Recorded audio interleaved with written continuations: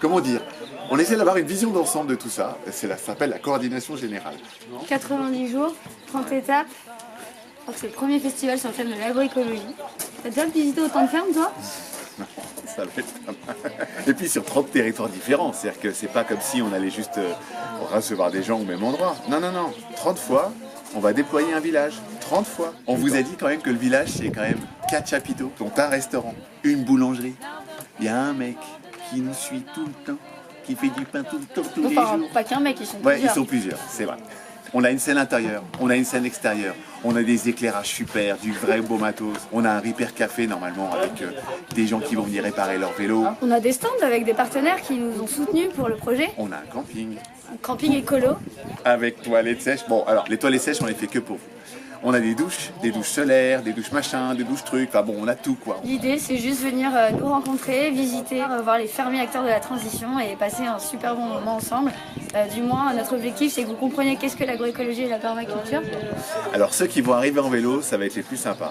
Parce qu'ils vont nous suivre au départ et puis on va les retrouver à l'arrivée. Le soir, probablement de la fête. Ou alors pendant la conférence du premier jour. Ou après, s'ils ont envie, ils peuvent juste venir voir des films toute la journée. Le dernier jour, c'est la soirée de récup. C'est la soirée où on s'informe, on comprend, on voit des films un peu en local et puis on voit aussi des films en national, genre des trucs un peu qui sont sortis au cinéma, quoi.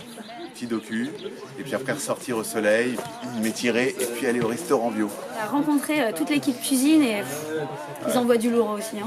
C'est pas une petite buvette qu'on fait là, c'est quand même une équipe de 10 personnes qui cuisinent en continu. Des mecs du bio et du local. C'est leur passion. Félix au bar, lui, sa passion, c'est le vin naturel. C'est un sommelier, Félix. Et il a embauché avec lui des sommeliers. Pour eux, le vin, c'est... Attends, c'est un poème. Mais le fait, ça n'existerait vraiment pas sans les go locaux. Moi qui suis là depuis le début, c'est quand même eux qui sont à la jeunesse du projet et grâce à eux qu'on va découvrir leur territoire et rencontrer autant de projets fantastiques. C'est nos relais juste sur le territoire. C'est les gens qui ont tout trouvé. Et comment ils ont organisé ça, je sais pas, mais c'est un truc de fou. Et nous, on embarque même des gens aussi avec nous, des bénévoles nationaux, une petite trentaine, qui sont prêts à nous suivre, à nous accompagner pour faire en sorte que ce projet un peu dingue voit le jour. C'est un peu des fous. On est fous aussi. Ouais, on est fous. Okay. On va devoir vous laisser. Ouais, mais c'était super, on vous retrouve très vite sur le village du Fat. Et puis d'ici ce moment-là, on vous invite surtout à aller en ligne, réserver votre programme, parce que c'est là que tout commence. Il suffit juste de, fat2017.org. C'est ça, et puis on a aussi une page Facebook et un compte Twitter, ainsi qu'une page Instagram. Enfin, on est partout, vous pouvez pas nous louper, et je pense que ça va être une super aventure à suivre, surtout l'été.